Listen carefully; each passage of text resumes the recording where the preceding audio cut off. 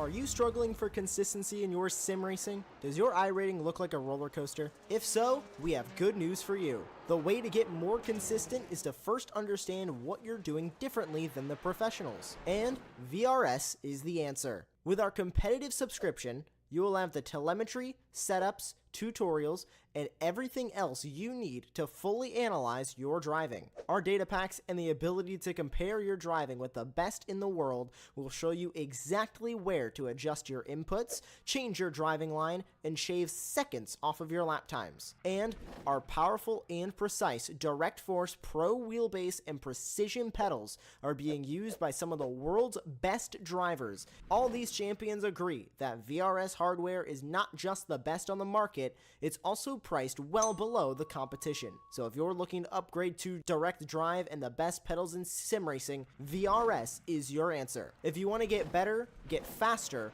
and make it happen sooner rather than later, you owe it to yourself to find out why so many people are switching to VRS. You'll be so glad that you did. Visit www.virtualracingschool.com and learn why the best use VRS.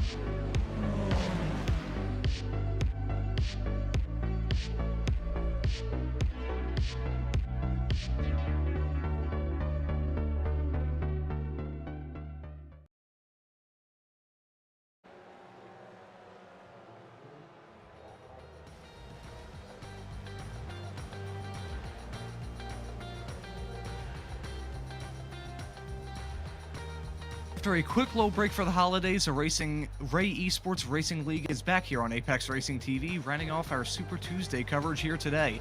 To welcome this series into the new calendar year, we take a trip to the Northeast, as tonight the drivers will tackle the short, twisty, and ever-historic Lime Rock Park.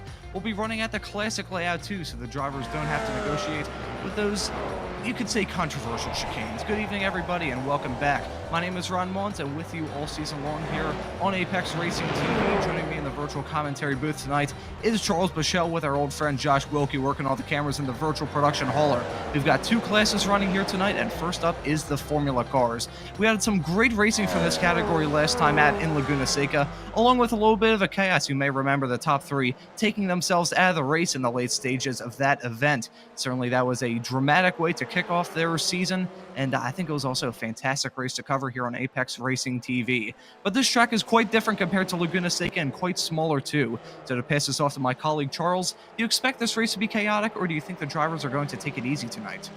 Well, Ron, I think with just a 20-minute race, I think we may see a little bit of chaos. I think it's going to be one of those. It's a very tight track, even for these small cars. It's still a very tight track, very technical. Only really a couple of long straights that you have to get you some toe. So yeah, I think just because it's multi-class and it's a small track, yeah, probably chaos. Just to be fair. Yeah, well, one good thing I think working towards that chaos is the medium speed corners on this track, which will create a lot of drivers running wide. Charlie Vaccaro there doing some rally action coming out of the final corner, but right now it's looking very good for Montgomery. Right now you can see his pole time as we see another driver spear wildly off the course. He is at a 53.8 right now, so that's a very commanding lap time from him, about 0.2 up on Huffman in P2. So we're currently in the qualifying session now, about halfway through. It's looking good for Montgomery. Chris Montgomery, are following him coming through that old school corner there. A little bit of tail happy action that those drivers are going to get when the rears of their cars get a little bit light going over that hill. So he's looking good to take the pole in the Formula Ford category now. And meanwhile, in the Formula Vs, it's looking good for Gold. Currently P15 overall, Brad Gold there that we're following coming through the first series of corners. He has at a 1 minute 0.1, so he is looking good to take the pole in the Formula Vs. The Formula Vs were really the closest class that we had of the two at Laguna Seca last time at, but you can see now it's actually spread out a little bit with the gap between P1 and P2 in the class being about 0.8 of a second. Yeah, just because they're low speed, there's not a lot of downforce. You have to just really work hard to keep the momentum on the track, run a really good racing line, and just try and carry as much speed through each corner as you can, and just let it build lap after lap. And what we'll see is you'll get maybe a guy get a couple of seconds out, and then make a mistake, get reeled back in because the rest of the cars are still on that train. And they're getting that nice toe off down the front straight. It's not as pronounced as what's in the Formula Fords, but yeah, it's going to be one of those races where you'll see some very tight pack racing probably throughout the entire field. Well, I think one thing that may disrupt that pack racing here tonight could be the Formula Fords. I think with as short of a lap as these drivers have, even though the lap is very small, I think these drivers are going to catch up to them fairly quickly. You can see the gap in lap time between the pole in the Formula Vs and the pole in the Formula Fords is about 7 seconds, a little bit less than that, but still, it's a pretty big gap at a track like this, so I think it won't be very long into this race when we start to see lap traffic involved, which I think will definitely disrupt some of the packs we might see tonight. Yeah, I did the broadcast for the Week 13 runoffs. That was a multi-class race with both these classes, and yeah, that first time through, it was pretty chaotic. There was a lot of course, it was a much bigger field. We had some people that were, I would say, new to the series to come in to just run that one race. And so maybe not really familiar with how to do multi-class racing. So my guess is most of the people in here have been involved in this before and kind of understand how to navigate traffic, both in the fast group and the slow group. I think traffic negotiation is going to be a massive role, not just for this race, but all the other races here for the Formula cars throughout this season. So actually, Chase Montgomery has improved his lap time there. You can see he's now at a 53.7, so he's tracking a pretty good lap time there. But I got to imagine with this race being a little bit hard on the tires, I can imagine, I think the tire wear might play a little bit of a factor when it comes for this race. Not a whole lot of corners on this track, but those corners make up a vast majority of this lap here. Most of the time, these drivers are sawing at the wheel and turning with these cars that have no downforce to speak of. The mechanical grip is really important. So I think by the time we reach the checkered flag, the tire wear is going to be pretty important. So coming into this race, if you're either in the Formula V or in the Formula Ford, how would you go about managing your tires during this race, Charles? Yeah, I think as you said, you are relying on that mechanical grip because there's not a lot of downforce in these cars, and you are trying to just maintain as much momentum as possible. So it's just going to be a matter of getting behind somebody, letting that draft work for you as much as you can. As we see some little spin there on the front stretch. And you have to be, I guess, patient and consistent from start to finish. You just can't overheat the tires. If you spin it, you just got to realize that now you've got to be a little more cautious.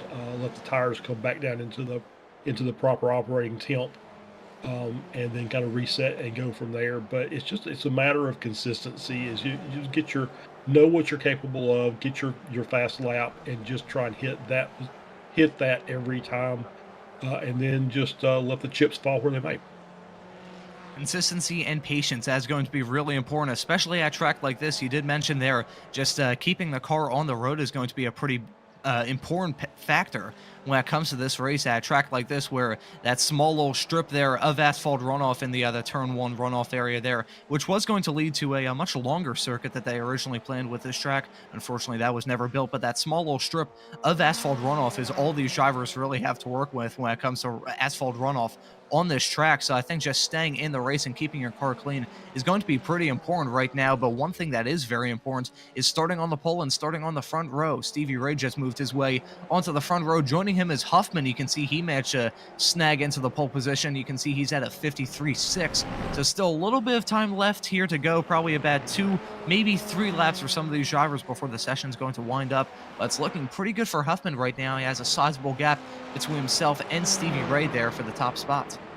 Yeah, it's a really good lap. He put 2 tenths on, or 2.5 tenths on Montgomery's fast time, and then Stevie Ray obviously was to get a little bit better and to get into that P2 slot, but still pretty tight from looking from top to bottom.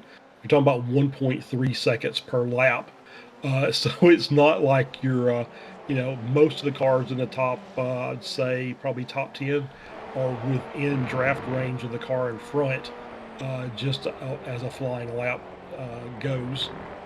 So yeah, it's going to be interesting to see if they can keep that pack together, or if Huffman can get a good start and get a jump and maybe get away from the field.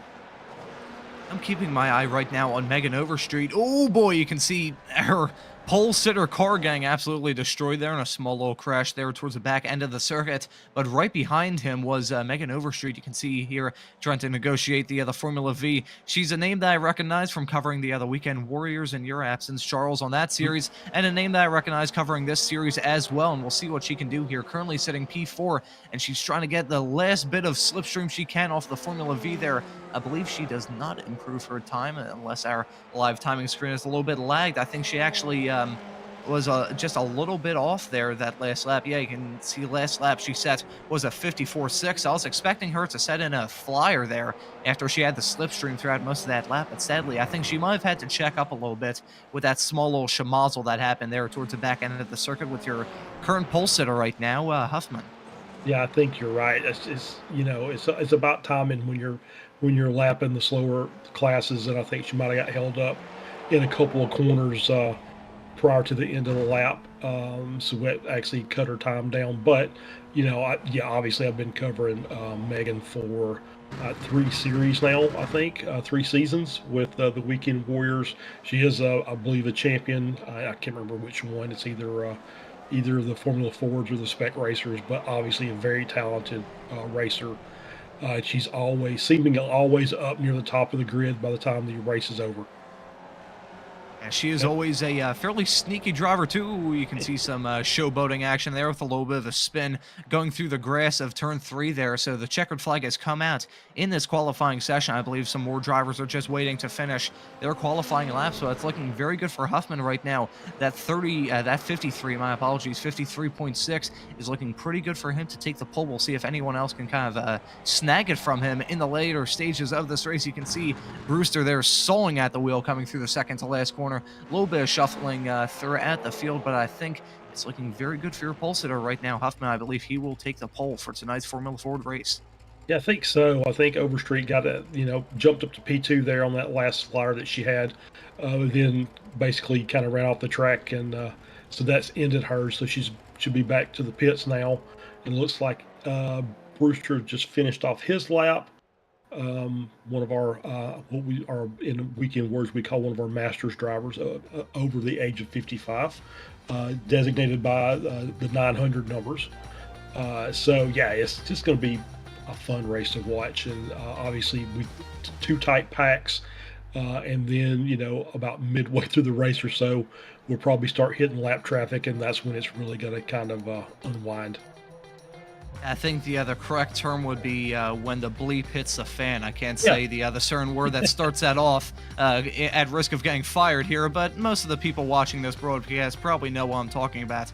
So we're going to get the starting grid here soon, but I think right before we go into that, we should talk about the sponsor from this class here. It is SimMotion. SimMotion is a store by sim racers for sim racers, carrying everything from bun boxes to steering wheels and the best brands from the world of sim racing, including SimMagic, Moza, Husingveld, and many, many more. With about 50 years of experience in the industry, SimMotion is a great choice for sim racers in both North America and Europe looking to upgrade their simulators. If you'd like to check out what SimMotion has to offer, go to us.sim-motion.com. That's us.sim-motion.com. SimMotion is not only the proud sponsor of the official Formula 1600 series here on iRacing, but is a proud partner of the Formula 1600s here on the Ray Esports Racing League. So you can see all the drivers have lined up on the grid. They're behind that Porsche pace car. We're riding on board with Megan Overstreet's stopped car here on the start-finish straightaway. I believe we'll get the starting grid here soon. It's a fairly full field, and it's lined up by Jameson Huffman, my apologies.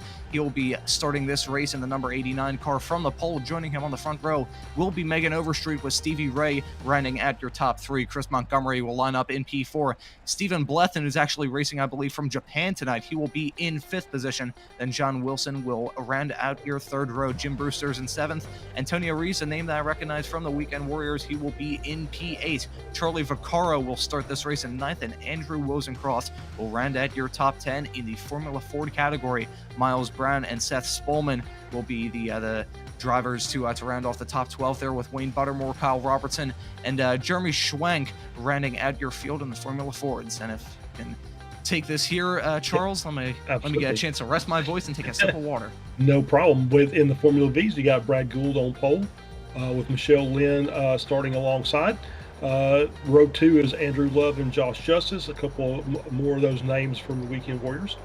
Jacob Schilling in P5, Bryce Evans in P6, Brandon Abbott in P7, Trenton Kramer in P8. And rounding out the Formula V field is Joaquin Effinger from Texas. And that'll be your 9-car Formula Vs. And we'll be watching them a lot more closely, especially probably mid-part of this race.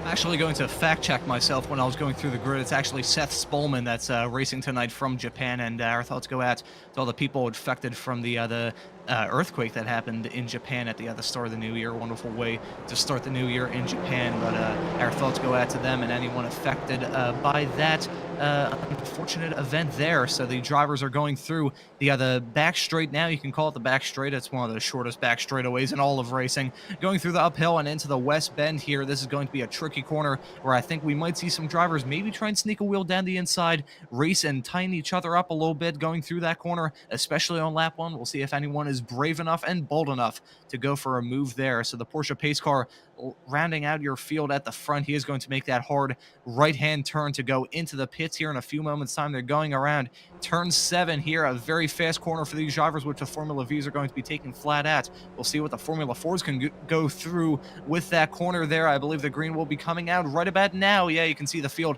is now on their way, heading into the fairly long run going into turn 1. We'll see if anyone tries to go for a move here. That was a great start for Megan Overstreet, who was pulling ahead a little bit, but I don't believe she'll be able to get the move done around the outside, but you can see some 3-wide action farther behind. That is incredibly close stuff there. I think I saw a little bit of argy-bargy action there at the front of the field, but now you can see some argy-bargy action at the back of the field. There's some chaos in the Formula Vs going through turn 1. Yeah, it looks like it's Gould, Brad Gould, who was the pole sitter. So we see the start here. Ooh, lockups into one. Ooh, yeah, hit the curb. Yeah, just three into one. Inside car hit the curb, and then it's just basically bounces them out and into the next car, and it's the domino effect from that point forward. And that was an absolute domino effect, and it started with a pretty big curb whack there for the driver starting at the front of the Formula Vs, but you can see a Formula Ford spinning wildly out of control. Coming around the final corner, definitely some wall contact there, and I can imagine the other 2 right side tires are broken off of that car, or maybe they aren't. Kyle Robertson there in the number 15 is stopped on the side of the road. Is he going to tow back to the pits here? You can still see him parked there on the side of the track. You can see another Formula Ford driving very slowly. I believe that is a very damaged and bruised Formula V there. As you can see some Formula V action farther up towards the front. You can see Brandon Abbott moving down a couple positions there. Actually, he was moving up positions. My apologies there. But you can see some drivers falling back. I can just look on the left-hand side of your screen. You can see the drivers that have dropped out of the race thus far. You can see only 19 cars are currently on the track currently. You can see 2 are exiting the pits, and 3 others are in the pits. There you can see John Wilson with a big moment there coming through turn 6. That was a very strange mistake, and I think it relayed back to another curb whack. Yeah, I think you're right. I think it's, it looked like everybody that was in that earlier incident came into the pits, except for Brad Gould. Brad Gould stayed out. He's back out on track. And so, yeah, I saw a big group of cars, and I think Robertson, who had that wreck right there on the front stretch wall, also came in and pitted and took his fast repair, and so they're back out on track. Certainly a lot of time left to play for in this race. We're only 2.5 minutes into this 20-minute affair for the Formula race here, but that's definitely going to set them back dramatically. We're riding on board with Antonio Reese here right now, running in P8 position in the Formula Ford class, following Blethen right ahead, who's going very sideways and spinning, coming through turn 6. That is a massive moment there. Be careful on the rejoin here. This is going to be close. He manages to rejoin without any incident. Oh, you can see a nice little sneak by there from Wozencroft as he went over the top of the hill between turns 6 and 7 there. But another driver getting caught out by turn 6. We're taking a look at a replay here to see what in the world happened to Stephen Blethen. I think these drivers are just taking way too much into this corner. Oh, no, a little bit of grass there, I think. Entering the corner, it just ended in tears. Yeah, I think you're right. I think he did kind of clip the grass a little bit. And yeah, it was Wozencroft with that, as Blethen rejoined, he kind of stayed to the left, and I think Wozencroft was expecting him to maybe go all the way across the track. And he went left as well and ended up having to take a little trip through the grass himself just to make that pass safely. I've got to imagine he was at least slightly scared, because if you're seeing a Formula Ford with these cars, because they're basically like the spiders of the Formula Ford world, they have their wheels sticking out way too much compared to the rest of the chassis. They're kind of goofy looking race cars, but if you make wheel-to-wheel contact, you are done for. So I can imagine Wozencroft from his perspective, he was absolutely terrified seeing that car very slow, but he can see, ooh, wow, that's a fantastic move there from Megan Overstreet. There's some battling here between her, Stevie Ray, and Montgomery in P4. So you can see those drivers are running pretty much nose to tail here. You could cover all three of them with a blanket right now. But as they're starting to battle, you can see Huffman is extending his gap now. You can see that's about 1.1 seconds between him and Megan Overstreet. And I think if these three drivers start to battle even more, that gap is likely going to increase even more. Yeah, you're absolutely right. It looks like Overstreet's trying to, now that she's got into P2, she's trying to just check out against Ray and Montgomery and try and track down Huffman so he doesn't get too far away from her, and she can get back into that toe area, inside of a second, probably around 8/10. You can start picking up that draft off that front car and tightening that gap up even further. Ooh, Stevie Ray went a little bit wide coming through turn 7. I think it may cost him a little bit. He's very late on the brakes, running quite sideways there. That was pretty close between the two of them. That nearly resulted in tears going through turn 1 there, but ended cleanly for the both of them. But now Chris Montgomery has now moved up into that final podium position, but I think these two will definitely be battling hard. But one driver seeing that chaos, well, not really chaos, that battling unfold in her rearview mirror was Megan Overstreet, who had a little bit of rally action coming out of turn 7 there. So I think she was very happy to see those two start to go side by side coming into turn 1. Oh yeah, absolutely. Yeah, it is. You like to see those cars behind fight because that means you're going to just kind of get a chance to pull away from them and get that gap extended. See a fight down here, Gould on the inside looking. I think he just decided, no, I don't have enough momentum to make that pass to the inside. This race is kind of weird so far. It's kind of a flip of what we had in Laguna Seca. If anyone remember that broadcast towards the tail end of 2023, we remember that the Formula Vs were really the ones that were battling hard all throughout the race, and the Formula Ford was where there was a little bit of a gap between first and second. Right now in the Formula Vs, the gap between Kramer and Schilling is 3.1 seconds, so it's a pretty large gap between those two, and I think it will increase even more as now the Formula Ford leaders have now caught up to the Formula V lap traffic. We're riding on board with Megan Overstreet, who I think is going to catch them here coming into turn 7. Takes it a little bit easy there, is going to try and find a way to get by them heading into turn 7. This is going to be close, and she manages to get the move done. Chris Montgomery did not there. You can see he was trying to get the move done entering turn 7, but that door got slammed shut on him. I think he lost a little bit of momentum, and you can see the gap now between himself and Megan Overstreet has actually increased a little bit. So you can see the lap traffic that we mentioned at the start of this broadcast coming into play only 6 minutes in. You can see another Formula V there. That's Schilling, I believe, stopped on the outside turn 1. Yeah, I think so. I wonder if that had anything to do with because maybe Huffman was trying to pass, and we'll see if there was any contact or if it was same class.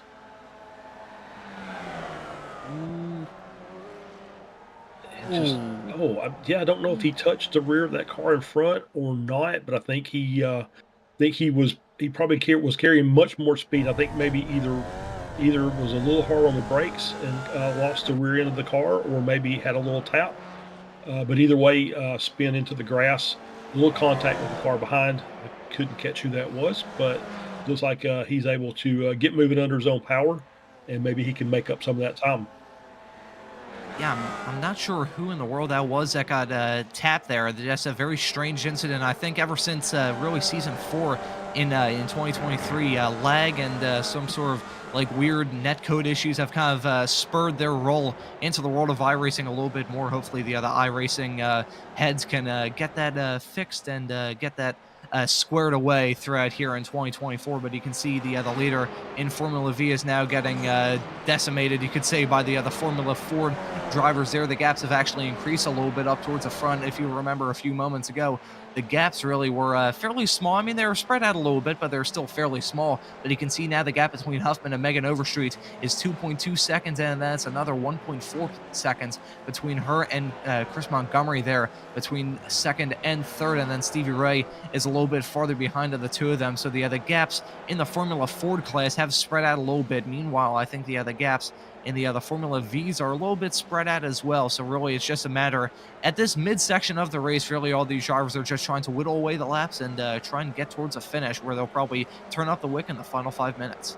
Yeah, you're probably right. I think as we were looking at Overstreet as she was starting to navigate that lap traffic, I think she kind of maybe eased up going into 6 so she could get the pass done between 6 and 7 on the straightaway, as opposed to trying to force an issue into the corner and going side by side and just putting, the Formula V driver under a lot more stress by having to worry about the car inside. So I think it was a smart strategy to make the pass very cleanly, but it probably cost her probably a half a second in order to do that.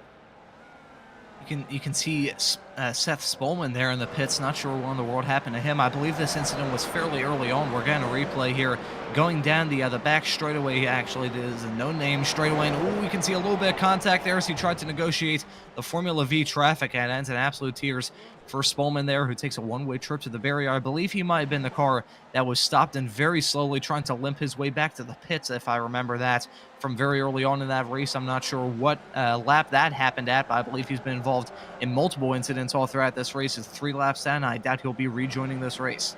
Yeah, I don't think so either, and it's a shame because these cars they're fairly sturdy. You can bang wheels with other cars, but you're going to lose the battle with the Armco every time. I'm actually going to correct myself yet again. This is no longer the no-name straightaway. It was renamed a few years ago to the Paul Newman straightaway. So I'll correct myself there to get all the other fact gurus there, get their senses tingled there. But you can see a nice sense being tingled here. Is a nice sense of a battle here forming in the Formula Vs. This is very close there with Abbott. You can see a beautiful view of his pedal box there as they try and do a little bit of bump drafting action in the small little flat out stretch between turns 6 and 7 there. They take the final 2 corners of this track very much close to flat out, if not completely flat out. So the runs these drivers have coming into turn 1 is massive. Brad Gold has a big run, as it looks like he's going to try and split the difference there and go 3 wide into 1. That is incredibly close there between all 3 of these drivers. It's very, very tight between all 3 of them going through 1. Brad Gold is now going to try and stick it around the outside. That is not close enough to get that move done. Bryce Evans is at the front of this train here, and you can see it's very close between all of these drivers. And wow, this is some awesome stuff here in the Formula Vs. Yeah, really good racing. Evans stuck it way on the outside and just carried a lot of speed. And I think it may be surprised Gold just a little bit, because Joe was thinking, I'm going to get the inside line here and I'm just going to be able to power by in the corner, but not that time. And that was mightily close there. I think one thing that has to play a massive role into these races is mind games. As I mentioned at the start of this broadcast, these cars have no aerodynamic grip to speak of. Really, the only sort of aerodynamic features they have are the small little fake GoPros at the top of the roll hoop and their helmet visors. So that's really the only thing they have acting when it comes to downforce. So really, the mechanical grip is important, and with mechanical grip, you need to have a lot of confidence in your race car. So I think mental games play a little bit of a role when it comes to these battles, whether it be in the Formula Fords, the Formula Vs, the Spec Racer Fords, or even the MX-5s that we're going to have later on in tonight's broadcast. But you can see it's still drivers locking up left, right, and center. Some of these Formula V tires are going to be rectangles by the time everything is said and done here. And you can see a Formula Ford catching up to try and disperse these few Formula Vs here to lap them all. We'll see. Okay, they all get out of their way heading into the turn 5. Very sketchy turn 5 there. So you can see that Formula Ford is no longer a factor in this Formula V fight, but it is still mightily close between all these drivers. I think Brad Gold might try and size up a move here coming into one. Yeah, I think Brad was getting really good runs down the straight here. You got a good exit out of that corner. And you can just see the gap closing and closing and closing. It's like Evans maybe is looking defensive, but he stays wide. And so Gold's on the inside. And he's still trying to just carry. Look, Evans is still trying to carry that speed to the outside, but not enough this time. He's going to lose the spot to Gold.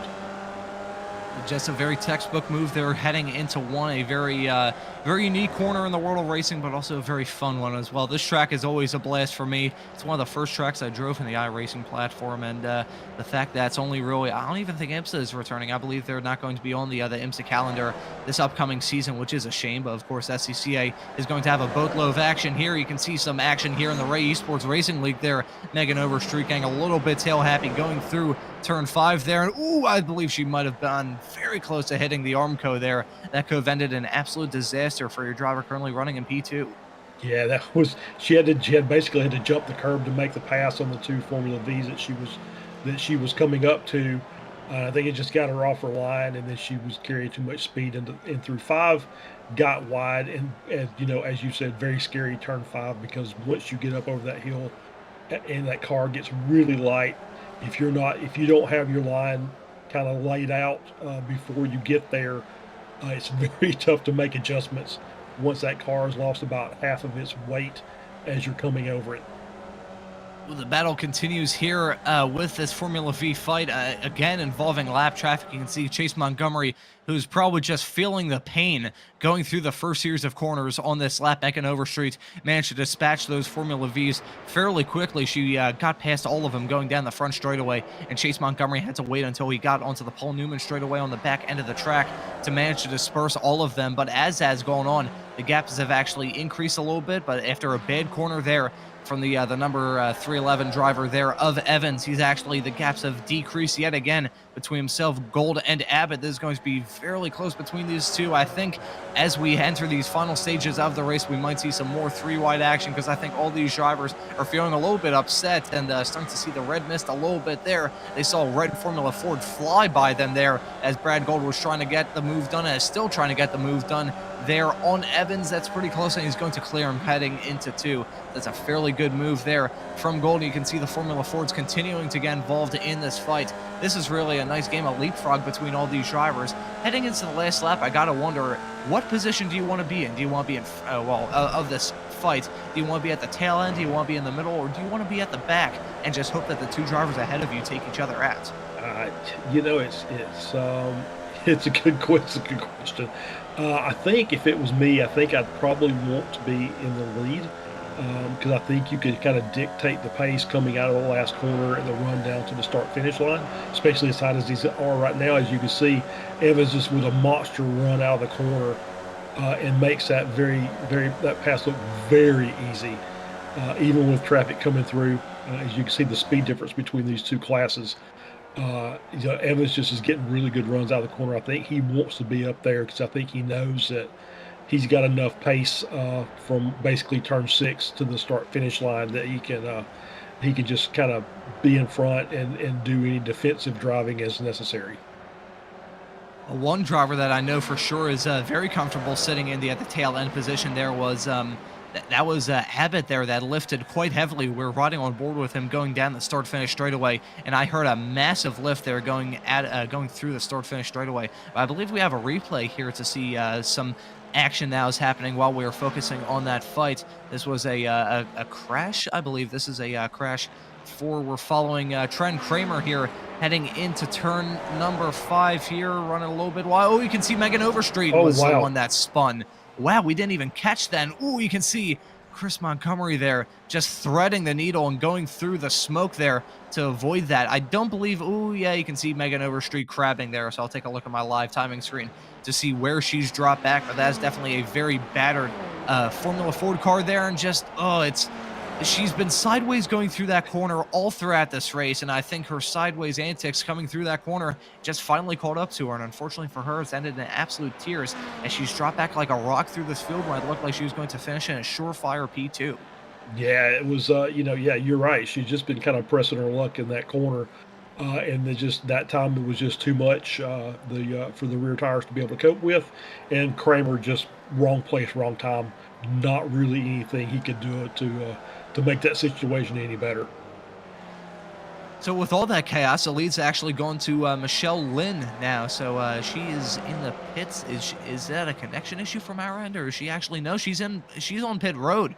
So Michelle Lynn pits from first position in the Formula V category there. Not sure what in the world happened there. Maybe she had some kind of penalty after a failed to serve slowdown there. Not sure what happened there, but she's actually pitted from the lead. So now the lead in the Formula V's, my apologies, has gone to Andrew Love. So it looks like if any major disasters get avoided by him in the next 2 minutes, he'll be able to take the win here in the Formula V category. Fairly dramatic way that things have gone for him. He started this race down in P18, so he's made up 7 positions so far in this race. Looking through the live timing screen here, actually the driver running in P2 in class, Bryce Evans, has moved up 9 spots. So a lot of drivers clawing their way through the field. Also plenty of drivers dropping back like a rock. Stevie Ray was involved in an incident. He's now down in P22, so he's down 19 spots from where he started. We didn't see what in the world happen to him, but we've been just so preoccupied on all the action that's been going on, especially in this fight in Formula V, that we haven't seen some of the drivers up towards the front start to drop back. Now Jim Brewster is in that last podium spot in the Formula 4s. A lot of dramatic stuff happening towards the end of these races. Yeah, absolutely. It's just I think Brewster and Love are just basically not been involved in incidents, and so they could just run their laps, and it's just paid off tonight. Is they're just out front and really unable to be I say unable to be caught. There's still a couple of laps to go here, I think. And so, yeah, they're just having a really good race, and they're just racing clean and consistent, which is kind of what we talked about earlier. And that consistency is paying off tonight. Consistency is key. That's a point that you outlined right at the start of this broadcast, and I think that is the best point that any of these drivers could have had coming into this race. Just keeping it on the track, hitting your marks all the time, and keeping it clean plays a massive role when it comes to these races with these cars. Laning on that mechanical grip as much as you can at a track like this, where those high curbs are there to bite you if you make any sort of mistake, and the grass runoff is off there to send you into the Armco if you make any sort of mistake there as well. At a track like this, the mistakes can really pile up, and it's so important for these drivers to keep it on the road. We've seen a lot in this race. One driver that hasn't made many mistakes is Chris Montgomery, who through all the chaos, despite running most of this race in P4, he's now moved into second and is fairly much in no man's land. You can see the gap between himself and Huffman there is about 7 seconds. You can see Charlie Vaccaro coming into the pits here in the late stages. I think he could be serving some kind of penalty or picking up a fast repair for some damage that we didn't see. But a man who's been absolutely flawless from start to finish here in this Formula race, grabbed the pole and is looking like he's going to take a surefire win, is Jamison Huffman. He's going to catch up to that tight Formula V pack here, so it's going to be pretty close here. This will be the finish for not only your overall winner here, Jamison Huffman, but it's also going to be the finish for the Formula V pack there. You can see that's pretty close there, and I believe the driver that edged all of them out was actually Evans there. He managed to add out both Abbott and Gould there, so that was incredibly close there at the finish. But Bryce Evans, who, as you said a few moments ago there, Charles, he wanted to be in that front row spot because he knew that he had a very fast race car coming through the final 2 corners and was able to get a great run coming down that start finish straight away, and he played that to absolute perfection as he takes the P2 spot in the Formula V fight. Ron, I'm going to correct you. It's actually Andrew Love, who is just now coming around. Evans has crossed the start-finish line behind the overall race leader, so he can't catch. He's going to end up P2. But Love is actually going to come around here and take the win in the Formula Vs. I was mainly referring to that little battle there in P3. It could have been the battle. If we decide that was the battle for the lead, I think we would have had a lot more of a dramatic Formula V fight. Certainly some drama in the Formula V fights. We saw some leaders pitting and some other leaders crashing, but Andrew Love going to take a fairly commanding victory there in the Formula V category. He's going to finish P11 overall and P1 in class in that number 945 car there. Nicely, I can see the Apex Racing logos on there, and of course Apex Racing is not just about the broadcast here on Apex Racing TV. They have a whole lot of stuff here as well. We've got our own Apex Racing Leagues. We've got a lot of stuff coming up on that front. We've got the Apex Racing League Prototype Championship. That will be restarting here for their next season. That'll be restarting on Thursday here on Apex Racing TV. So if you can catch that, you can tune in at 3 p.m. Eastern, 12 p.m. Pacific. That'll be a pretty good race at Le Mans to kick their season off. And we've also got some ARL GT3 action. But this was the action here in the Formula V fight, battling for P2 in class. You can see Bryce Evans going for the move around the outside. On Gold coming through the final corner and just, manages to get it done. You can see the gap between them and the overall race winner there was fairly short. I think a few seconds there, and that battle will have probably ended quite differently there, as they probably would have taken the checkered flag that time by. But still, awesome stuff from the Formula race here tonight. Yeah, it was great racing, and you could just kind of see that Evans just kind of had that pack that he was racing against. He just felt really, really confident coming out of that last corner, and was able to carry so much more speed down the front straight. Is a nice P2 and a nice win within that group of 3 cars. Well, I think before we get to our results from this race, I think we'll catch a chat with some of the drivers from this past race. And the first driver we're going to be bringing in is your Formula Ford winner from tonight's race here in the Formula category. Jameson Huffman, thank you so much for joining us. How was the race? Kind of boring, honestly. I had some little fun bits going 3 wide through the final corner with some V's and then some people spinning in front, but that was kind of, most of it was mostly just head down and do fast laps. Yeah, it was a little bit of a boring race from your perspective, but towards the start of it, where we had the chaos forming with the battle behind you, I gotta imagine you had to look in your rearview mirrors and were just enjoying that fight happening behind you. I was enjoying watching some mistakes happen behind me and just kind of trying to run the fast lap every time I see somebody go wide at 1 or something, but eventually I just stopped looking, because if I kept looking then I'd make my own, so. I think that is a very good point, and considering you're practically flawless all throughout qualifying and the race here, I'll just ask you this quick question. Could you talk the viewers through the art of using the curbs around this track? Because we saw plenty of drivers, especially at the start, using those curbs and paying for it badly. So could you talk the viewers through just the art of managing those curb whacks? Especially with the open wheels, they're super sensitive. Kind of, if you touch them, the car will upset no matter what. So you gotta really be smart, and if you try to hit them, you have to go like straight over them. There's no kind of one tire on. It's either fully commit or don't commit at all, because if you're kind of half on, half off, it's just gonna send you wherever it feels like sending you. You've lost control at that point. So I pretty much just tried to avoid them, because open wheel cars really do not like it. But the Miata, you clobber them in the Miata, so that's gonna be entirely different driving. I think we're definitely going to see some curb munching in the Miata race later on tonight. Jameson, thank you so much for joining us. We hope to see you in that race later tonight. Yep, thank you. That was your Formula Ford winner from tonight, Jameson Huffman, and I think I'll pass this off to you, Charles, to have a word with Jim Brewster. Yeah, Jim Brewster, who ended up finishing 3rd overall, 3rd in the class. Jim, we talked about this before the race, but it seems like consistency was the name of the game tonight, and you did a really good job of just kind of staying out of everybody's way and running your laps. Yeah, getting the good passes on the V's. It's like, you saw when they were coming, and, you were really thinking about it. Hey, I got to give a shout out. My buddy Andrew Love got the win in the V's. Yeah, for sure. That's pretty exciting. Anytime you get a win, this is a big bunch. These are a great bunch of folks. So many of these folks are the guys we got to meet down at the runoffs last fall. So now we all really want to, join in on this Tuesday night fun, because now we know these guys, and it's just super fun group. And that was a fun race tonight. Yeah, it was very exciting for us to call. There was a lot of battling and a lot of, and unfortunately a few mistakes also on the track.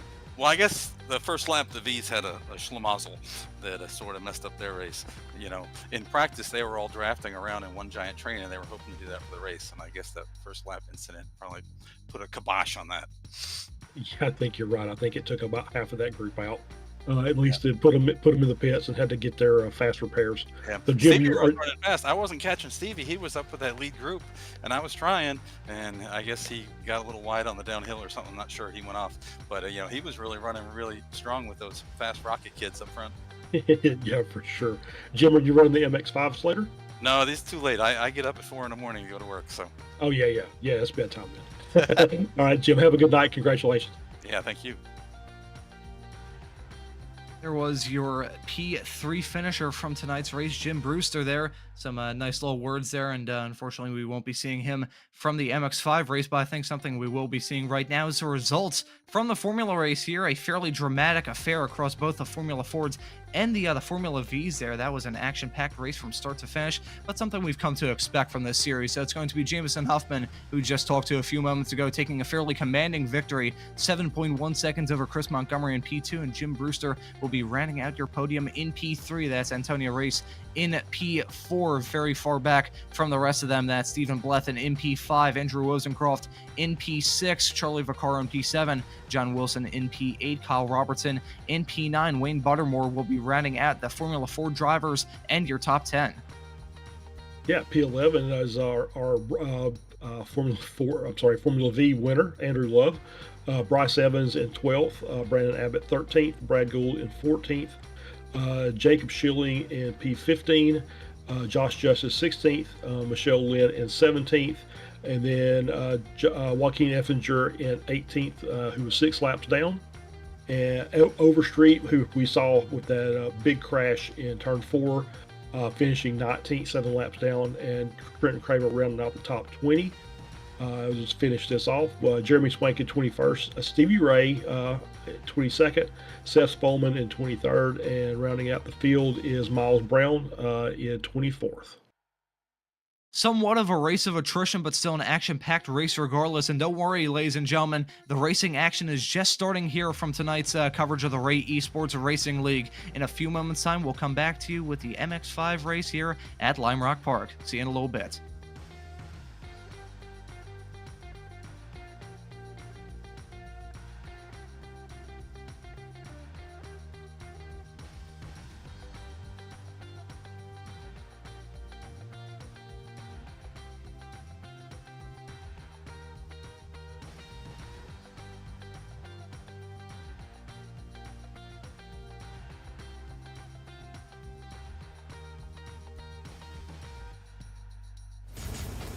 Are you struggling for consistency in your sim racing? Does your iRating look like a roller coaster? If so, we have good news for you. The way to get more consistent is to first understand what you're doing differently than the professionals. And VRS is the answer. With our competitive subscription, you will have the telemetry, setups, tutorials, and everything else you need to fully analyze your driving. Our data packs and the ability to compare your driving with the best in the world will show you exactly where to adjust your inputs, change your driving line, and shave seconds off of your lap times. And our powerful and precise Direct Force Pro wheelbase and precision pedals are being used by some of the world's best drivers. All these champions agree that VRS hardware is not just the best on the market, it's also priced well below the competition. So if you're looking to upgrade to direct drive and the best pedals in sim racing, VRS is your answer. If you want to get better, get faster,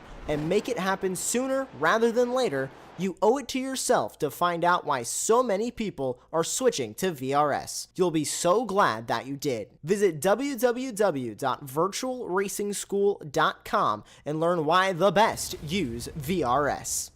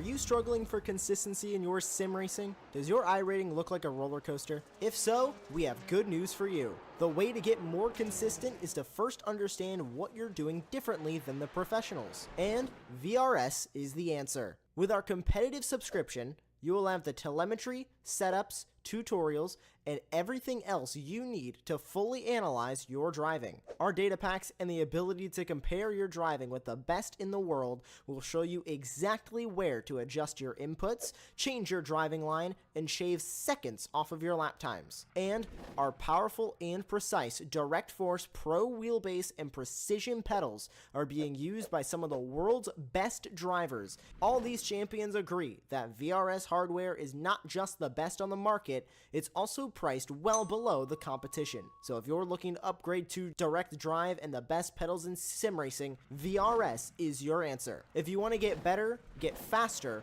and make it happen sooner rather than later, you owe it to yourself to find out why so many people are switching to VRS. You'll be so glad that you did. Visit www.virtualracingschool.com and learn why the best use VRS.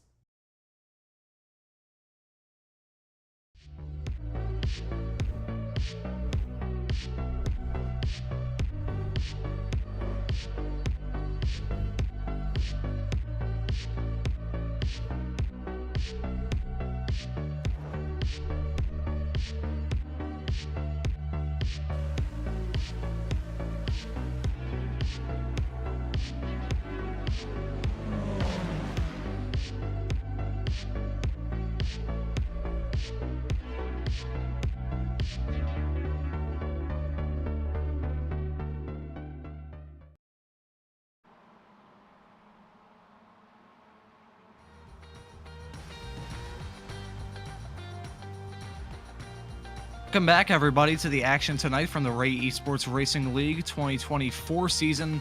Season 11 here from the Ray Esports Racing League. Round 2 here at Lime Rock Park Classic, and we bring you the second race here tonight with the MX-5s. Their season debut here. They weren't running a few weeks ago at Laguna Seca, but they are running here tonight, and I think we're in for a pretty good race here. So once again, with you on the call is Ron Mullins with Charles Bichelle, and Avery McDonald, who for some reason appeared on our splash screen graphic, is here with us tonight in spirit. So we've got some nice MX-5 action here. We're currently in qualifying. That's looking good. Once again, for the man who dominated the Formula race, you can see Huffman there in P1. Fairly big gap between himself and Megan Overstreet, about 0.2 of a second. But anything can happen between now and the checkered flag of this qualifying session. Yeah, this is, it's going to be a really interesting race. It's obviously single make, same field size, 23, looks like 24 cars. And we talked with the race winner from the last one, Jameson Huffman, saying, yeah, it's just going to be stomping the curbs and just trying to find the fast line through here. So I'm just interested to see, because I don't really see the Mozzas very much, and I'll try not to call them Miatas. And I'll stick with their official name, the MX-5s.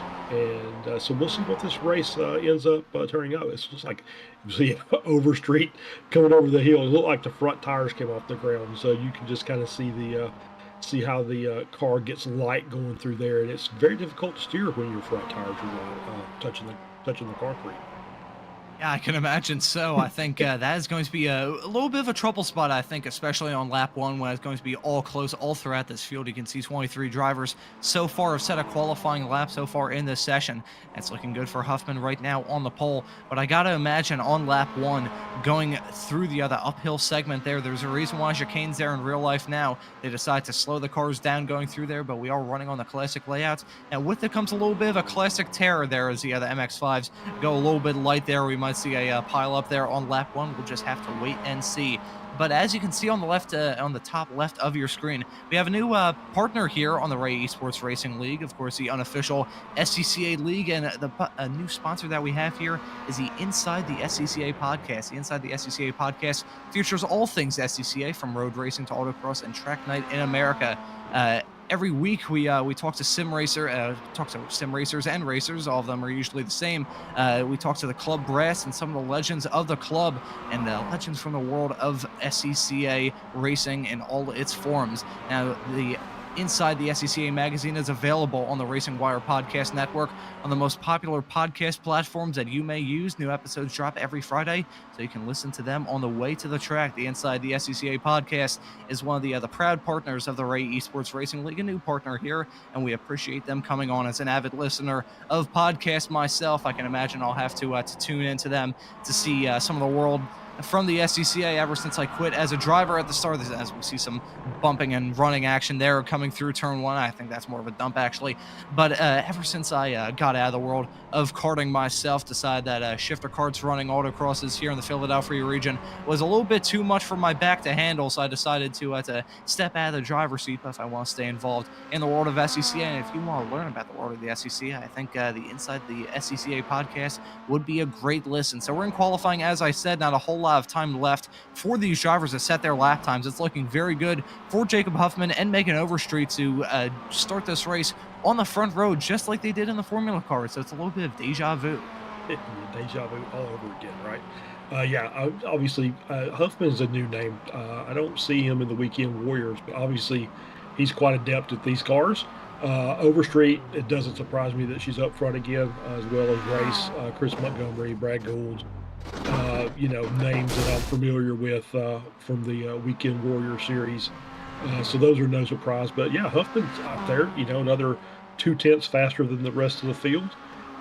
So it's going to be one of those where Overstreet is going to try and see if she can keep up with him at the start of this, and maybe give him a challenge at the end of the race.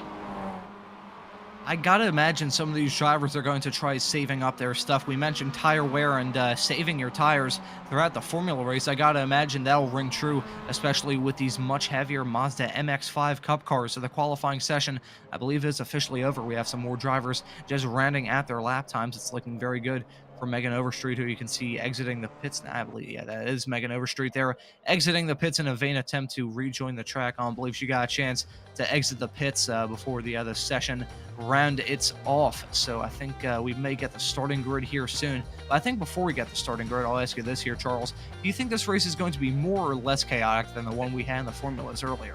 I want to say less chaotic, just because it's single make. But obviously with single make, that means the cars are just going to be bunched that closer together, because everybody's running within a second of the pole time over the course of the lap. So I'm going with less, just as I think these cars are obviously a lot less fragile. They can handle some contact, side by side contact, and then hopefully everybody keeps it going the right direction, and we don't have a big pile up somewhere around turn 4 or 5. I think I'll play devil's advocate and say that we might see a little bit more chaos. Who knows what's going to happen between now and the checkered flag. So you can see the drivers are lining up on that start-finish straightaway. It's a little bit of deja vu for the front row here. We're going to get our starting grid here in the not-too-distant future. There we go. Thank you very much, our producer Josh. It's going to be Jamison Huffman and Megan Overstreet rounding out your front row like we had last time. That's Antonio Reese rounding out your top 3 starters, with Miles Brown joining him on the second row. Chris Montgomery and Brad Gould, who are running towards the top of their 2 classes in the Formula car race, they will be in 5th and 6th respectively, with Charlie Vaccaro, I believe, started in the same spot in the Formula race. He will be in P7, with Alex McClellan in P number 8. Kyle Robertson will start in P9. John Wilson will round out your top 10. Yeah, starting on row 6, we got Josh Justice on the inside, Steve Blethen on the outside. P13, Andrew Wozencroft, Thomas Pendergrass in 14th, Seth Spolman and Stevie Ray on row 8, Michael Snow, Rich Green, row 9, and then Joaquin Effinger and Joe Camilleri rounds out your top 20. And looking through the rest of the field, you've got Raymond Blethen, Bryce Evans, as my voice cracks for some whatever reason, and then Wayne Buttermore and Trent Kramer will be in P23 and P24. Kramer, for some reason, did not set a lap time. Not sure what's going on with him. We'll just see if he actually takes a start of this race. So the drivers are now starting their pace lap, and you can see on the top left of our screen, actually that's the top right, and you can tell I'm great with direction. We have another proud partner of this series, and that is Grassroots Motorsports. Built for true sports car enthusiasts, Grassroots Motorsports has one passion, and one mission in all, to be your personal guide to the sports car world. Whether it's online at grassrootsmotorsports.com, in print or in person, the racers, builders, and car nerds at Grassroots Motorsports take you behind the scenes to show you how to make your car better. Along the way, they'll give you a taste of everything this hobby has to offer, from 1,000 horsepower track monsters to cool street car builds and driveways. They also maintain a collection of staff-built project cars, because hands-on technical articles aren't typed behind a desk. They're scribbled down in the garage. Everyone knows that. To not only read but be a part of the story, head on over to grassrootsmotorsports.com. Grassroots Motorsports is a proud partner of the Ray Esports Racing League. So after that ad read, we don't have much more time left between now and the start. You can see the drivers are making their way through the final two corners now. And it's going to be the exact same front row that we had in the Formula race. You can see our pole sitter, Jameson Huffman, is violently trying to warm up those MX-5 tires, just scrub them off, get all the little noodles and marbles of rubber off of them before he's going to hammer it and take the green here in a few moments' time. You can see that Porsche has made that veer off to the right to go down pit lane, and the field is now at the hands of your pole sitter. We'll take a look to see when the green flag comes out, and it is now. The green flag is out, and the drivers are on their way into turn one. A fairly long run, the longest straightaway on this track heading into turn one. And once again, it's a fairly even keel start for your front row sitters. That's going to be, it's very close there. Megan Overstreet holding her ground a lot more than I did in the Formula race, but you can see there your pole sitter once again of Jameson Huffman getting the lead there and starting to pull away a little bit going into turn two. But farther behind, we've got some nice side-by-side action all throughout the field. But so far, no one's had any incident. Actually, I say that right as I say they go through the race without any incidents. There's a lot of cars spinning off the track between turn 2 and 3. There are a lot of drivers going through the turn 3 grass runoff area, and some more drivers making contact as they try and rejoin. I think that all happened going through turn 2 there. We'll get a replay to see what in the world happened there with all those drivers, but it's a very clean start for your pole sitter, but chaos farther behind. Yeah, I think the technical term for that is called the commentator's curse. There it is. So we get to replay here. We already got one car spun around the 914 car. That is Antonio Race, who was up at P3 to start this race. I'm not sure what happened there. So we got, and it was basically just a chain reaction at that point. We got a spin there, and can't really catch the number of that car, but it's just a light spin. No other contact didn't look like. And then there's Race. Oh, wow. Ooh. Oh, and then that was, and it was just catastrophe at that point. It's like I said, it's just a chain reaction. You get one car as you're just really trying to get to start building your momentum on in this track, and then the next thing you know, there's a car sideways in front of you, and there's really nothing you can do. Yeah, with these MX-5s, having a lot of confidence and being in the groove is just most important to try and keep it on the road and going as fast as you can. You can see Megan Overstreet and a lot of drivers banging the curves, but you can see some banging of some lawn clippings there on the other runoff area of turn 7 there. That was the P3 runner there in the number 9 car. That is the third place runner currently of Miles Brown that went for some nice off-road action coming through turn 7. He's lucky to keep that at the barrier, but he did lose a lot of time. You can see the gap between himself and Megan Overstreet has stretched out a little bit, still fairly close between all of them. You can see another MX-5 there spinning. Right as I was going to say at the start, that it was a much cleaner start than we saw in the Formula Vs. We've now seen a lot more chaos at the start of this race than we saw before. You can see Trent Kramer there at the tail end of the field. He did not take the start in that number 444 car there, but just going through the rest of the field, you can see Stevie Ray, you can see Antonio Reese. A lot of drivers are already either one lap down or out of the race entirely, so a lot of drivers not having a good start to their race, but one driver having a fantastic start is Kyle Robertson. He's up 3 spots, as is the driver behind him, Josh Justice, who's actually up 4. So a lot of drivers clawing their way through the field. I believe the other driver to make up the most amount of spots so far is Wayne Buttermore, up 11 spots so far, currently running in P12. Yeah, there were several cars. I'm just kind of looking at the timing and scoring. We had several cars come in and, like as you said, come in and take that fast repair, get the car repaired.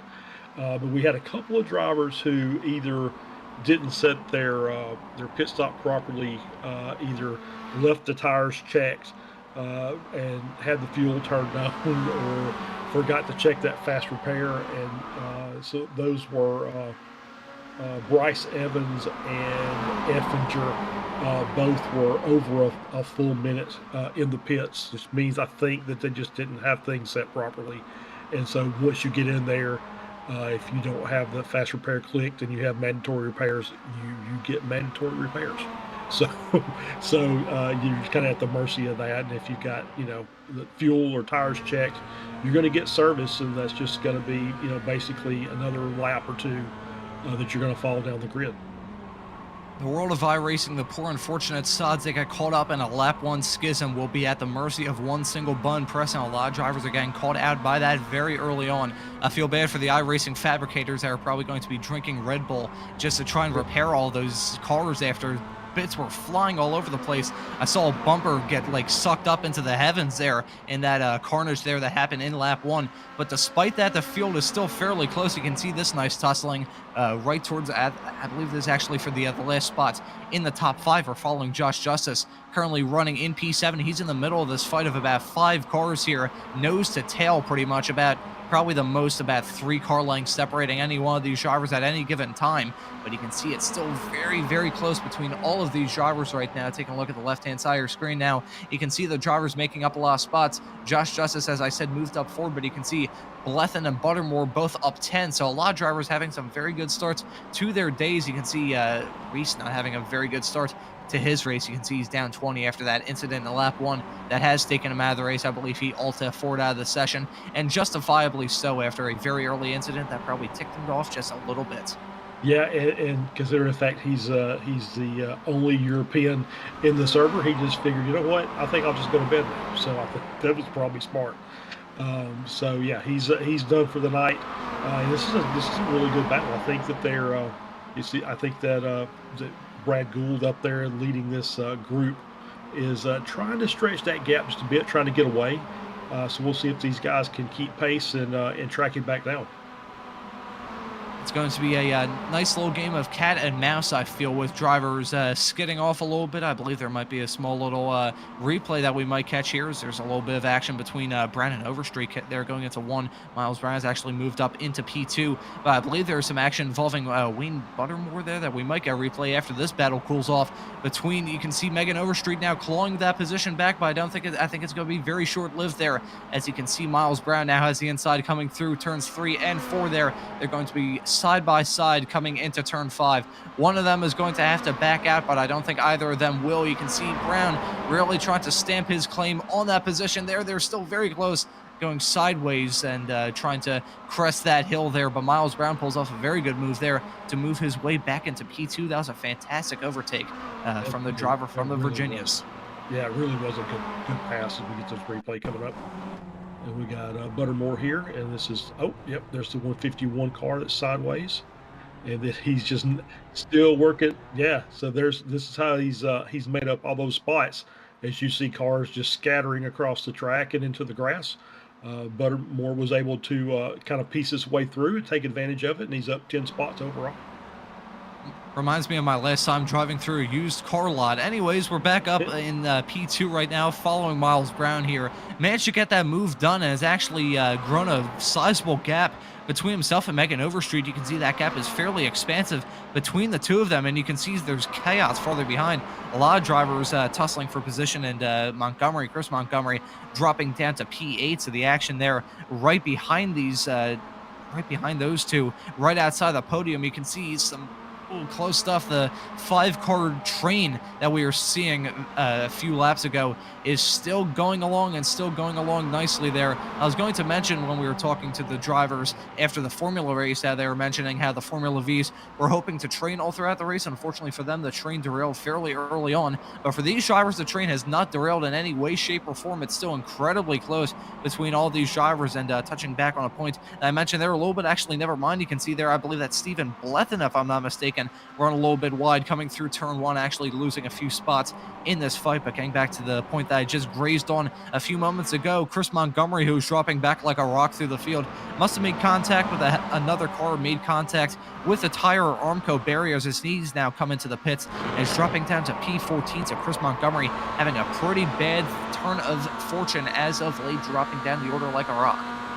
Yeah, this is kind of interesting. I was looking back. This must have happened a couple of laps ago, but Robertson was in that battle with Brown and Overstreet. He was in 4th place, but he was basically on the tail of Brown, then once Brown made that move, it's like, Brown's checked out, Overstreet's trying to keep up with him. And then Robertson has fallen back into this group that was 5 cars, but with Montgomery. So now it's 5 cars with Robertson, and it looks like Gould is trying to work and make a pass. Ooh, that is some pretty close stuff there. I think all these drivers, I mean, they're definitely smelling blood at this very early stage. I mean, we're actually, I was going to say we're fairly early on. We're still in the first half of the race, but just barely. You can see we're now 9 minutes and 18 seconds, 9 minutes and 20 seconds in to this 20-minute race here. So we're going to hit the halfway, mark here very, very soon. So I think these drivers are starting to try and battle and claw for every position. But I think if they were, I wouldn't say if they were smart, because that's a little bit demeaning, but I think if they decide to look into the future a little bit, they should probably work together and try and move up a little bit. I mean, the gap between themselves and Megan Overstreet is fairly massive, so I think even if they work together, they probably won't be able to catch up to Megan Overstreet between now and the checkered flag. But you can see they are not working together. They are just the cuffs are off here. All these drivers are clawing for positions there. I saw some drivers going side by side coming into one, but the order remains fairly much the same there, up towards the top 5 and top 10 of the MX5 race. Yeah, I think we just saw that they were passing Montgomery. I think Montgomery moved over to let him go by as he'd come out of the pits from his stop a couple of laps ago, and now they're working on, I think there's still lap traffic that may come into play here. I thought I saw a car that was a few seconds ahead. That may be Overstreet, but it didn't look like it, but it's always possible. So yeah, these guys are just, they're still battling. They're still, in that pack. Gould has made the move. He's out in front now, P4. But the rest of these guys are not letting him get away.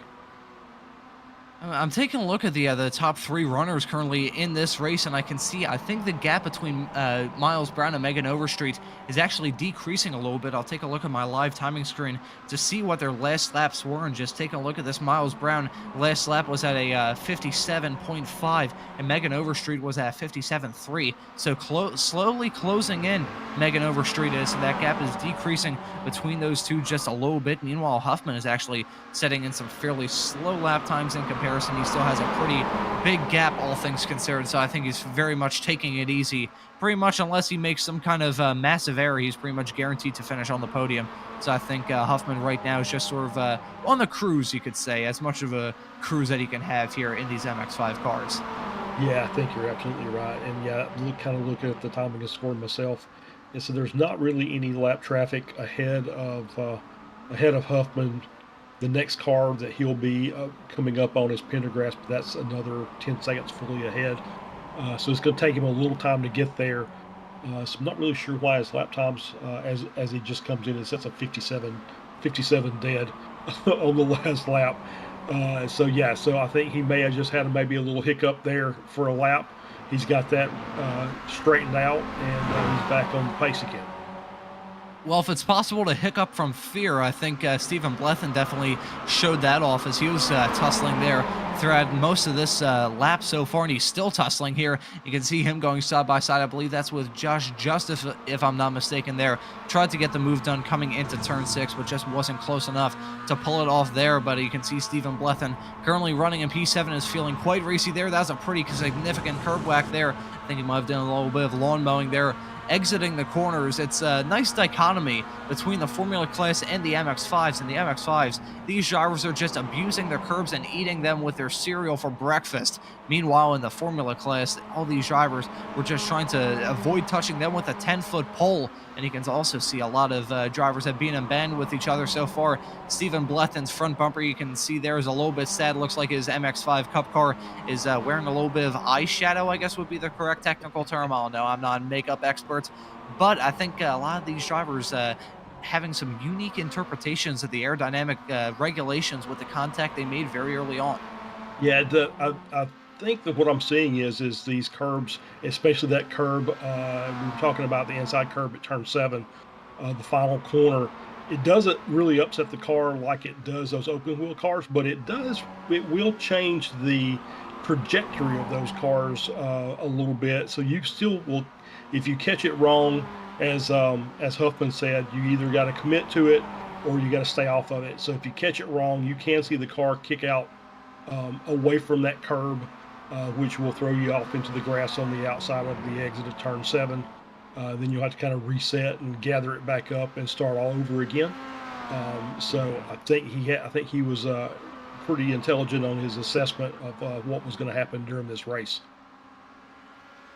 Anyone wondering if that driver currently behind your leader, Jamison Huffman, is involved in this fight? He is a lapped car, so not really involved in this fight, but you mentioned sections of this track that can catch the drivers at. This is a very unique area, and don't ask me how I managed to figure this out, but there's, I guess, a drain cover under the bridge there in the small little flat-out stretch between turn 6 and 7 there. There's, I think, a drain cover or something like that, that if you clip it in a really bad way, it definitely ends your race, ends your night, and will definitely wreck your race car. So thankfully none of the drivers have hit that so far. I think there's a little bit of hitting there between Robertson there, a little bit of contact that I think nearly resulted in oh boy, you can see Robertson spinning after more contact coming through the second half of turn 1 there. Kyle Robertson goes for a quick little spin there in the grass, rejoins the track, currently running in P7 now. So Kyle Robertson having a very tough time of things as of late, running a little bit more on the grass there.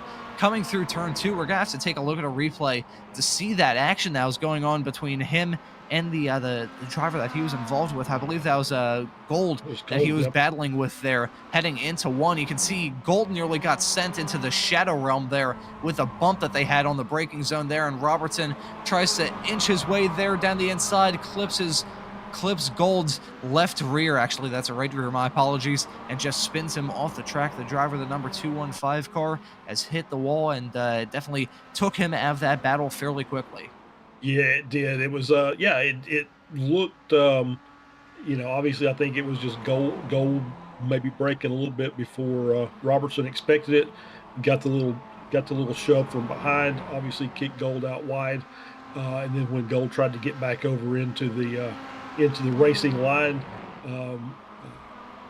Robertson was trying to make a little hay there, and they got together, and Robertson came out the worse for wear there. He was trying to make hay when the sun didn't shine, and unfortunately for him, he started up a massive prairie fire, so that's a very tough turn of things.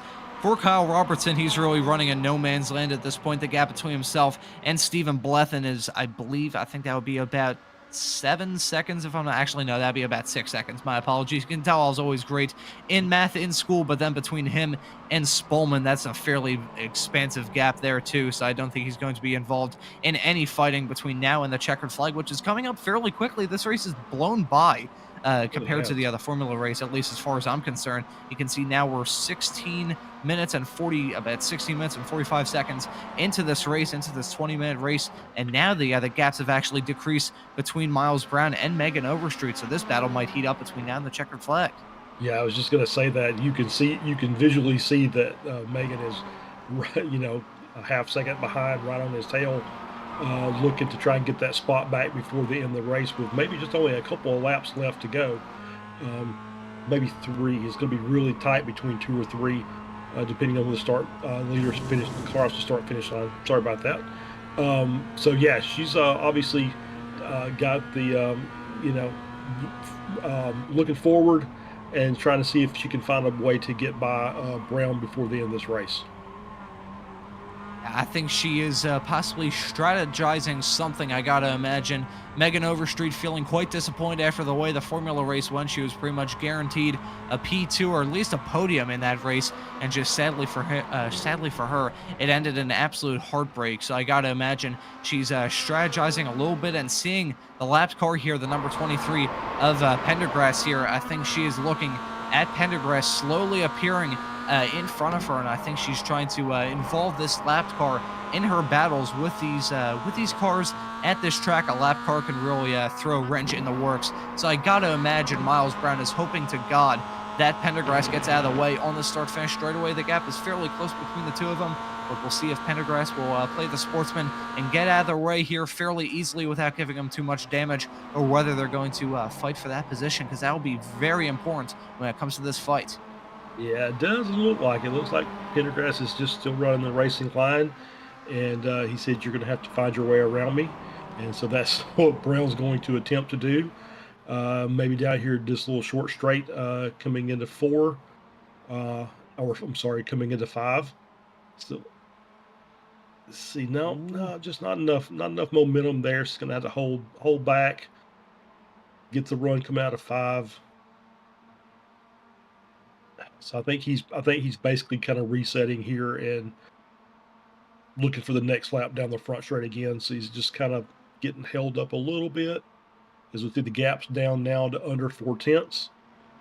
Oh, this is it's painful to watch just looking at this. Just as a commentator, I know the pain that Miles is feeling right now, and finally he gets by him heading into 1. I believe Megan Overstreet might get held up. Actually, no, Pendergrass is holding his line there, and ooh, you can see Megan Overstreet having to go to the curb there to avoid any sort of contact there.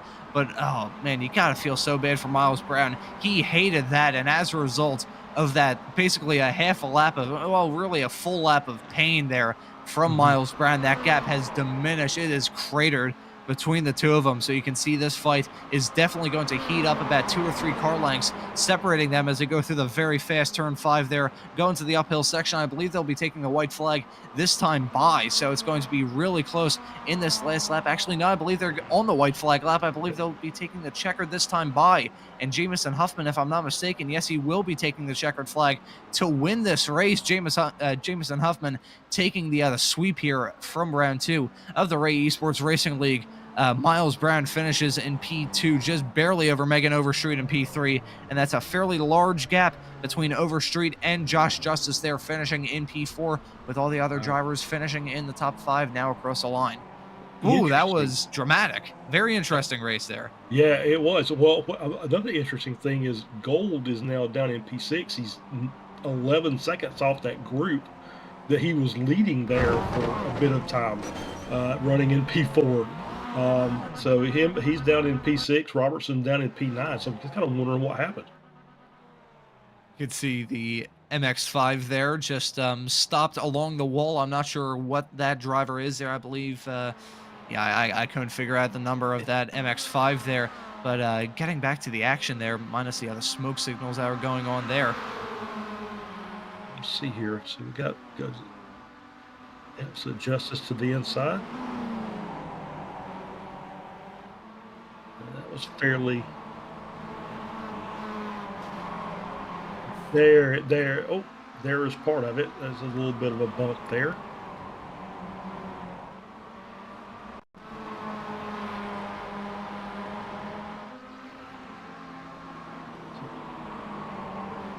It's got a lap car in front of them.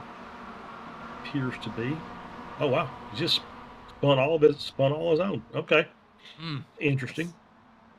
Yeah, that's that I can imagine is a very frustrating mistake to have, especially so late in the race. I can imagine he'll be kicking himself between now and the next time he'll be able to redeem himself from this series in a week's time. If you'd like to tune in, that'll be at Homestead. That'll be a pretty good race from this series. We'll touch on that before we close off this broadcast in probably about 10 minutes time. But I think we'll get the other results here from tonight's action from the MX-5 category. A very interesting race. I think interesting could really describe both of the races that we had between both of the categories. But regardless of the category, it was Jamison Huffman taking the win in both classes in fairly convincing fashion. And both times you can see him finishing 5.7 seconds ahead of Miles Brown, and then a minuscule gap, about half a second, between himself and Megan Overstreet there, rounding out your podium. Josh Justice will finish this race in P4, involved in that massive fight with himself. Stephen Blethen in P5. Brad Gold, who finishes this race in P6, quite a long ways farther behind. And that's Raymond Blethen finishing in P7. Seth Spolman will round off the top 8. That's Kyle Robertson, who's involved in that little schmozzle there coming through turn 1. He finishes this race in P number 9, and that's John Wilson rounding out your top 10. In P11, you got Michael Snow. Wayne Buttermore in P12 had a great run, was up 11 positions over the course of the race. Rich Green in 13th, and that was the final car on the lead lap. Then we had Thomas Pendergrass in 14th, Charlie Vaccaro 15th, Chris Montgomery 16th, Andrew Wozencroft 17th, all a lap down. Joe Camilleri in 18th, Bryce Evans in 19th, Alex McClellan in the top 20, rounding off the top 20, 2 laps down. And then the cars that ended their race very early in the night, Antonio Race, Stevie Ray, Joaquin Effinger, and Trenton Kramer, who did not even take the start. So that is your result here tonight from the MX5 category from the Ray Esports Racing League Round 2 this season. And I agree with Josh Justice, who just left a comment here in the YouTube chat. Ooh, that was fun racing. It was definitely fun for us in the commentary booth. I can't even imagine how it was behind the wheel, but I think we'll get some drivers' opinions on what it was like behind the wheel. I think the first driver that we'll talk to once again is your winner from both of the races tonight, Jameson Huffman, who is now joining us once again. Jameson, welcome back here to the commentary booth. And how was that MX5 race for you? Pretty much the same. There was a few moments, especially at the start, where the car kind of wanted to go in one direction, and that direction kind of ended up being towards the wall, and that got a little bit dicey sometimes, but managed to keep it on track for most of the race. I had that little half-lap battle with Trenton. That was fun too. I think besides that, though, it was a fairly quiet race from you. Once again, 2 dominant drives from you tonight. I gotta imagine towards the end of this MX5 race, you were probably checking your email or something like that. But you mentioned how there were some parts of this track where the MX5 felt like it was going to try and veer its way into the wall. So could you try and explain to the viewers what was the hardest corner for really both of the classes tonight? I would probably put it at 1 for the Formula Fords, just kind of they get so nose heavy so easily, and 1 was really a challenge with those cars. If you tried to rush the braking or go deep at all, it just wanted to kill you. And then probably turn 3, the first left-hander on the track for the Miatas, because you got a downshift there unless you're on the limiter, and that just kind of upsets the whole car. And with the banking, it's just everything works perfectly to try and make the car just go straight outside. So Surprised you didn't mention turn 5, because we were outlining that throughout this broadcast, how that crest exiting that corner is a little bit tricky to negotiate. We're expecting some drivers to possibly spin there all throughout tonight's racing action, but I'm surprised you didn't mention that. It's a little bit weird, but you get used to it pretty fast. In higher horsepower cars, it's definitely a problem, but kind of low horsepower like these, as long as you're relatively straight and don't do any sudden movements on the wheel or with the pedals, then the car will just correct itself and you'll be fine. I think that's definitely some good advice, and I think the other hypothesis you mentioned there of these slower cars being pretty easy to negotiate that corner, I think that certainly rings true. And to round off your great night of racing here, what's the best way to decompress after a fairly dominant performance like you had tonight? Go take a nap or go have a shower. That's usually what I end up doing. I can't really blame you. I usually do that myself after races. Jameson, thank you so much for joining us, and we hope to see you in 1 week's time at Homestead. Well, thank you for having me. There you go. That was Jameson Huffman there, giving some nice viewers' perspective on how the racing was for him at the front throughout most of that race. And Charles, who do you like to talk to? Well, let's talk to P2. Let's talk to Miles Brown. Sounds good to me. I'll bring him in here real quick. Miles Brown, here you go, Charles. Miles Brown, P2, congratulations. Pretty, after the Antonio race kind of spin, I think right there in front of you, between, right at turn 3, I think it was a really good battle with you and Overstreet for most of the race, but you managed to get the upper hand about midway through and was able to hold on to that spot. Yeah, I would definitely say, I started practicing pretty late on for this race, so I'm very surprised at the pace. I want to give a big shout out to Drive Trainer Motorsport for helping me out with the setup, and to our sponsors, 10 Flat Detailing, Chocolate Dandies, and knee shirts. But yeah, they were just able to give me a good setup for the race, and I wasn't the most consistent, which is why we didn't hit first, but I'm glad we were able to get on the podium. Yeah, it's obviously there's some, from doing some of these broadcasts, there's some really talented racers out here. So to come out, and I'm not sure because this is my first full-time series doing this, or full-time during the series. I don't know if you're a newcomer or not, but it seems like you're going to be challenging for some race wins here before the end of the season's over. Let's hope so. Thank you so much. All right. Congratulations on your P2, and we'll catch you next week. All right. There you go. That was Miles Brown, your P2 finisher from tonight, having a very dramatic race. And towards the end, the drama was between himself and Megan Overstreet. And let's grab her real quick to ask her thoughts on that battle. Megan Overstreet, thank you so much for joining us here in the comms box. How's the race? That was a real fun race. I had a fun battle there, but unfortunately, I got a little bit of damage whenever Charles spun out. I tried to slow down as much as I could, but I still T-boned him. I think for clarity's sakes, we have to specify that isn't Charles here in the booth. That was Charles Vaccaro, was it not? Correct. Yeah, no, trust me. If I'd have been out there, I would have spun out too. So don't worry about it. Self-deprecating humor, the way to do all the broadcasts here on Apex Racing TV. So Megan, I gotta talk you through towards the end of that race when you were battling there with Miles Brown, and you saw him getting held up by the lap traffic. You had to have been feeling giddy just seeing him get held up for so long. What are your thoughts seeing that in front of you? I was a little surprised at first. My car just could not catch up in the draft. The damage was just too much. So I was pushing as hard as I could, and I was a little bit happy, but at the same time, I was like, oh no, hopefully this doesn't end a disaster for us because of the lap down car. Yeah, that was pretty close between y'all two, and I think maybe if you had one or two more laps there, I think you probably would have been able to get him even with that damage, because that was still pretty close between you two. So heading into next week at Homestead, what are your thoughts coming into that race? I hope to do well in whatever car I'm in. I think that is a very good goal. Megan Overstreet, thank you so much for joining us, and we hope to see you in 2 weeks' time at Homestead. Thank you. And also apologies to Trenton Kramer in the first race. I completely killed him whenever I spun myself out going on the uphill, and he was leading the Formula Vs at the time. I feel so bad about that.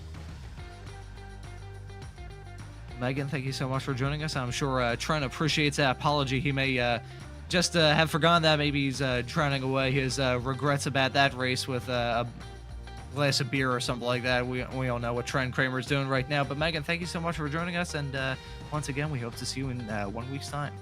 Thank you. That was Megan Overstreet, ladies and gentlemen. And I believe Josh Justice is in our interview waiting area, but he has his microphone muted. I'm not sure. Josh, if you can hear my voice, actually, it's a little bit delayed here. So we'll wait a little bit here, and we'll see if Josh Justice is still watching this broadcast and listening to us right now. I see him interacting with some people in the other YouTube chat here, so we'll see if he unmutes himself so we can drag him in to the other commentary booth. But I think before we may have an interview with him, actually, there you go. He just unmuted himself, so I'll pass this off to you, Charles, to chat with Josh Justice. All right. Josh, P4 tonight, that was a really good battle with you and several other cars for a great part of that race. Talk us through how you were seeing everything. Yeah, obviously in the Formula V race, I spun in turn one and just bent the rest of the race turning left. I felt like I actually rode it pretty well after that, but unfortunately, off the draft, had to pit. Basically just rode by myself after that, stayed out of everybody's way. The miles of race went a lot better. Got caught up in whatever happened lap one, but I managed to get through without losing too much time. I did get like a bang on my right front, but I didn't get the dreaded "you got wheel damage" message, so I was able to drive on. And car was handling all right after that. And so I just stayed in the draft, and I spent so many laps right behind that green car, and just could not get around him, And I was faster than him, and I knew it, and I think he knew it too. But, I was faster than him going into turn one, and he was just being super defensive. And I just never really got a chance until he spun. And then Brad, I managed to get him in turn one at some point. And just, got around the outside of him, and he started fighting with Steven, and got like with 3 laps left. And so when they started fighting, I just knew I just had to make my last few laps without any problem. I got a little worried because there was a lap car ahead, but it turned out he actually kind of gave me a bit of a tow, and he had a decent pace, so it wasn't really a problem. And then when the white flag came out, he moved over and let me by, and all I had to do was not crash. And I didn't.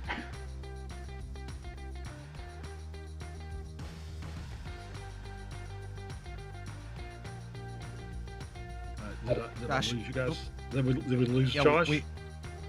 Josh, you still there? Got a copy? Oh, well. We'll give Josh a... Oh, there he goes. Josh, you back? Yeah, I'm back. Okay. Yes, sorry about that. We heard you cut out there a little bit. Yeah, it's okay. I'm on an actual microphone. I think my speaker will go interviewing. Yeah, I know the pain of technical issues. So, Josh, thank you so much for joining us. Had a very eventful evening here, and got away with a pretty good result. So, thank you so much for joining us, and we hope to see you in 1 week's time at Homestead. Yep, I'm looking forward to it. Alrighty, sounds good. We'll see you in 1 week's time, man. Take care. Cheers. That was Josh Justice there with a little bit of a technical issue there, and wow, that was a very interesting evening here from the Esports Racing League. What do you think? What are your final thoughts leaving tonight's race here, Charles? Yeah, it was really good racing. There was obviously a couple of issues we had in both races, but this is kind of the nature of the beast when you're in these cars that are pretty tightly packed, and you've got to be just almost picture perfect every lap to get a good time. And then if somebody makes a mistake, you just got to hope that you can avoid it, or it's behind you or something, that you don't get caught up in somebody else's problem. So Homestead is a little bit of a different beast next week. So it'll be interesting to see how the drivers navigate that roval layout. Yeah, that is going to be a really interesting race. I think I haven't covered a race in a while that we had on a roval. I believe the last time I covered a race on a roval was probably the old Phoenix roval from the scan here on iRacing back in like 2008 when that scan was introduced. So it's nice to have a newer version of a road oval course here, and I'm sure the other Esports drivers are going to put in a fantastic race there in 1 week's time. And speaking of, if you'd like to tune into that broadcast, that is going to be at 9 p.m. Eastern, 6 p.m. Pacific here on Apex Racing TV, once again at Homestead, and that will be on Tuesday, January 9th. In 2024 now. We're officially in the new calendar year. It's been a beautiful way to kick that off, and we have some more racing action to kick off here on Apex Racing TV. Throughout the rest of the week, we've got the Radical Esports Cup Round 4 there at Spa. That'll be coming up on Friday, January 5th at 4 p.m. Eastern, 1 p.m. Pacific. That's always a fantastic series I've had the privilege to cover. Coming up on a year now.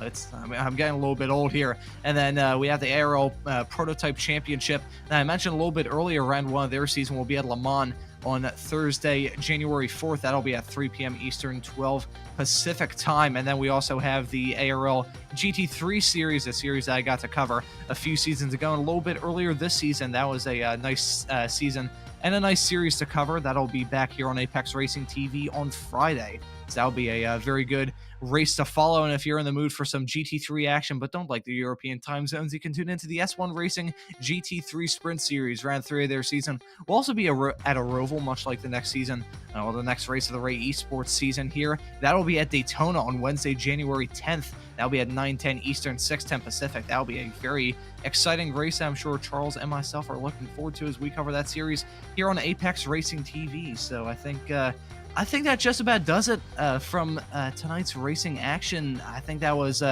hard racing all around with a little bit of a sprinkling of attrition, certainly towards the start, but still some of the awesome action we come to expect. Our congratulations go out to our overall winner from the both races here tonight, Jamison Huffman, and all the other podium finishers for the fine drives they put on this evening.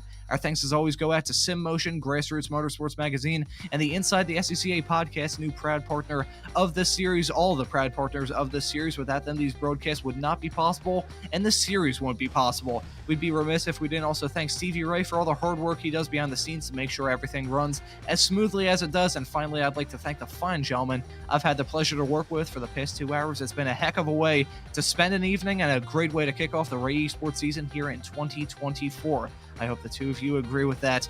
Next time we see y'all, it will be at the virtual Homestead Miami Speedway, where the MX-5s and the Spec Racer Fords will do battle here on Super Tuesday here on Apex Racing TV. But for now, that'll do it. For myself, Ron Mullins, Charles Bichelle joining me in the commentary booth, and Josh Wilkie working all the cameras in the virtual production hauler. I say thank you all so very much for watching. Have a great rest of your night, and we'll see you again in 1 week's time.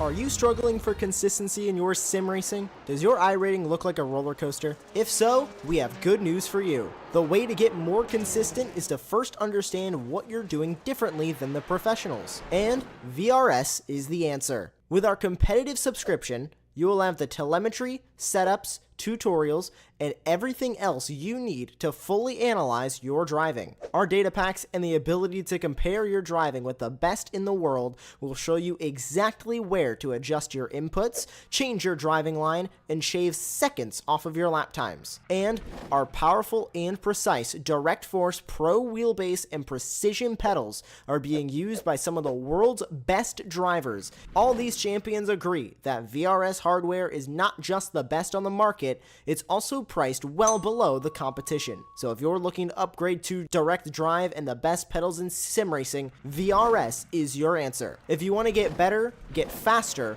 and make it happen sooner rather than later, you owe it to yourself to find out why so many people are switching to VRS. You'll be so glad that you did. Visit www.virtualracingschool.com and learn why the best use VRS.